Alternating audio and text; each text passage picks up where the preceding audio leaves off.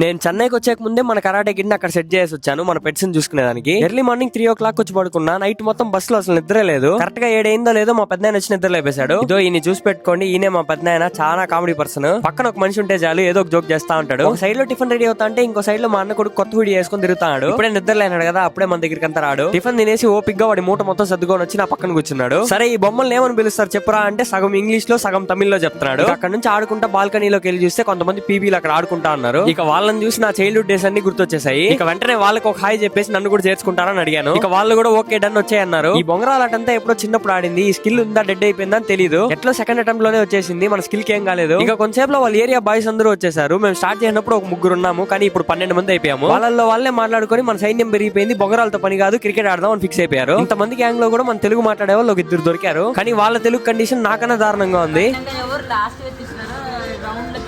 ఇంకొంచేపు లో match start అయ్యి నేను పెద్దోడు కదా నాకు బ్యాటింగ్ ఇస్తారేమో అనుకున్నాను. నా లాస్ట్ లో పోయి నిలబడుకో అన్నారు. మనసే ఎరిగిపోయింది. అపోనెంట్ టీం మాకు ఇచ్చిన టార్గెట్ 16 రన్స్, కానీ మేము 9 రన్స్ కి ఆల్ అవుట్ అయ్యి బయట వచ్చేసాము. ఇక వాళ్ళందరికీ ఒక్కొక్క చాక్లెట్ కొనిచ్చేసి బాయ్ చెప్పేసి బయలుదేరేసాను. ఇక ఈవినింగ్ నా వర్కౌట్స్ కంప్లీట్ చేసుకుని హ్యాండ్ స్టాండ్ ప్రాక్టీస్ చేసి కొన్ని సామాన్లు కావాలంటే ఇంక బజార్కి వెళ్ళిపోయాము. ఇక మా అన్న అప్పుడే చెప్పేశాడు నైట్ కి బయట వెళ్దాము, మా ఫ్రెండ్ వాళ్ళ ఇంటికి వెళ్దాము, అక్కడ బాగుంటుంది, ఫుల్ ఎంటర్టైన్మెంట్ ఉంటుందని చెప్పాడు. మా అన్న వాళ్ళందరూ కాలేజ్ డేస్ నుంచి ఎన్ఎస్ఎస్ లో ఒక బ్యాచ్. వాళ్ళందరూ వీకెండ్ అయితే ఒక చోట గుంపు కూడి ఎంజాయ్ చేస్తారు. ఈసారి నన్ను కూడా జాయిన్ చేసుకున్నారు. ఇక ఇంట్లో వాళ్ళు అడిగిన సామాన్లన్నీ వాళ్ళకి హ్యాండ్ ఓవర్ చేసి మేము బయలుదేరేసాము. ఇక అక్కడికి వెళ్తే అందరూ ఒక గన్ను పెట్టుకొని ఆడుకుంటా ఉన్నారు. ఇక మా దగ్గర గన్ ఉంది కానీ టార్గెట్ లేదు. ఇక ఇక్కడ కనిపించే మనిషి ఒక డిఏ ప్రాజెక్ట్ రెడీ చేసి పెట్టాడు. ఇక ఈ ప్రాజెక్ట్ లో మేము ఏమేమి ఐటమ్స్ యూస్ చేసామని తెలిస్తే మీరు కమెంట్ చేయండి. ఇక నైట్ ఇక్కడే కొన్ని గేమ్స్ ఆడుకొని ఇక్కడే పడుకునేసాము. ఈ వీడియోకి మొత్తం టైం లైన్ 30 minutes దగ్గర వచ్చింది. నాకు దీంట్లో దేన్ని ఎగరగొట్టాలని అనిపించలేదు, అందుకే ఇంత పెద్ద వీడియో మీకు నచ్చిందని అనుకుంటున్నాను. ఓకే ఫ్రెండ్స్, ఈ రోజు వీడియో కింతే.